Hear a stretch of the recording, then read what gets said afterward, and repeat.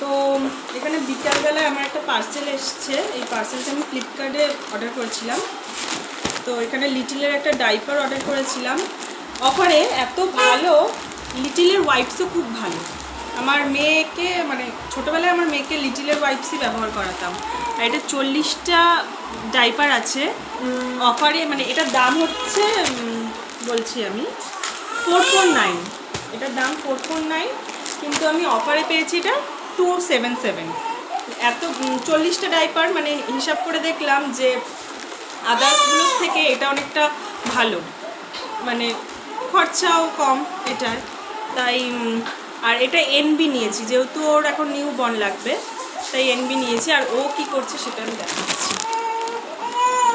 এই তো পাপা, এই যে